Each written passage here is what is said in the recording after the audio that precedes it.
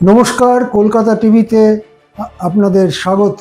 আমি আশিস চট্টোপাধ্যায় আপনাদের কাছে নিয়ে এসেছি রাজ্যের একটি বেশ অদ্ভুত ধরনের খবর।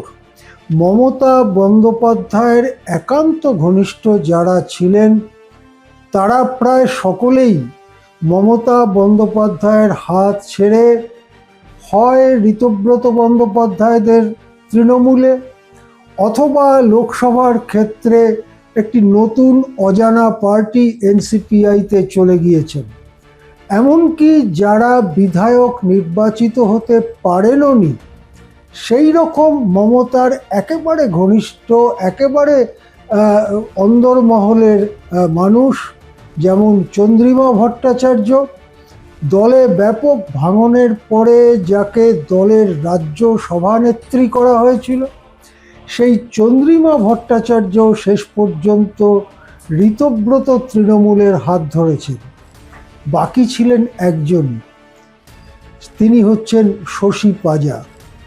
তৃণমূল আমলে দীর্ঘদিনের মন্ত্রী অজিত পাজা এ রাজ্যের একজন পরিচিত বিখ্যাত কংগ্রেস নেতা, সেই পরিবারের পুত্রবধূ।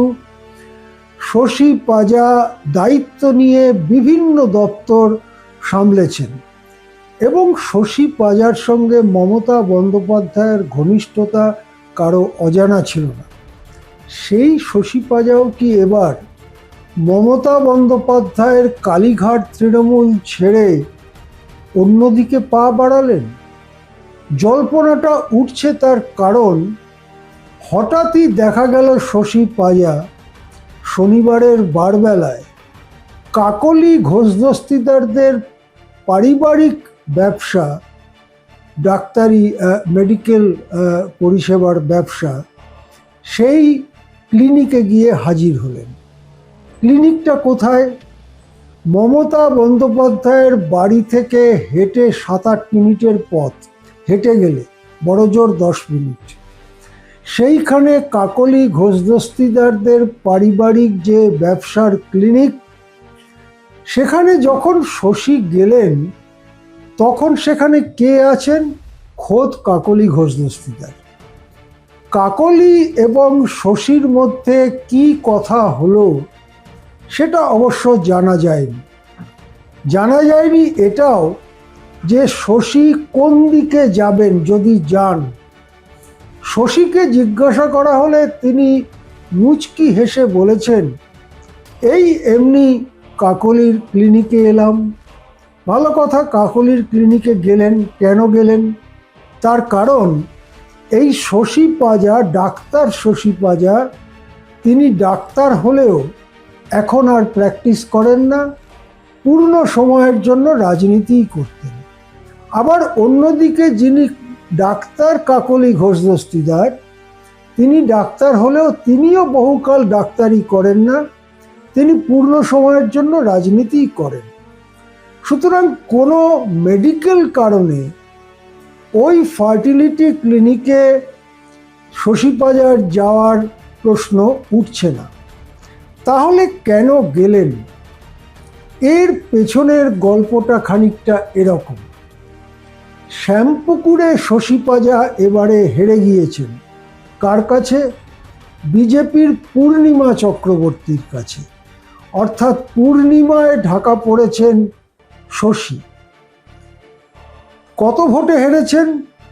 বেশ স্পষ্ট পরিষ্কার ম্যান্ডেট ওই কেন্দ্রের মানুষদের, 15,000 ভোটে প্রায় হেরেছেন।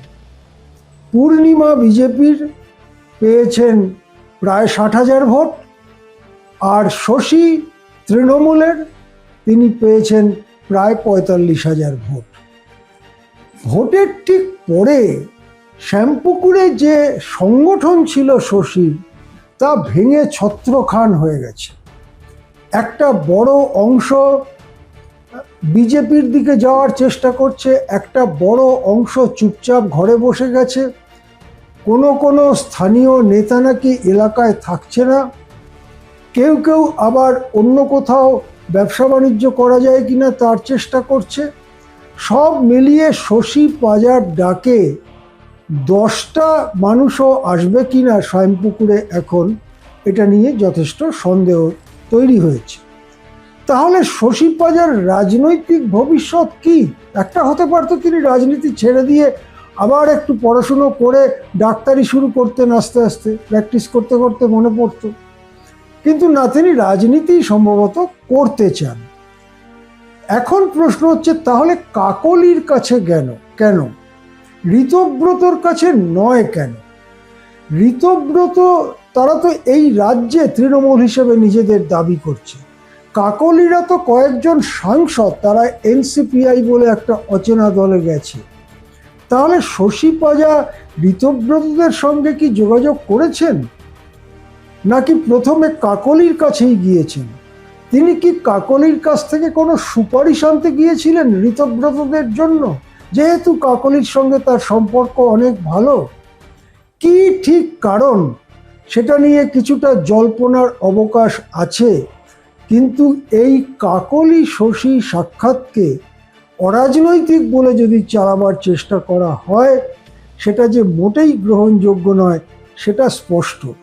আমরা চোখ রাখব শেষ পর্যন্ত শশী পাজাও কালীঘাট তৃণমূল ছেড়ে বিদ্রোহী তৃণমূলে সামিল হন কিনা সেই দিকে।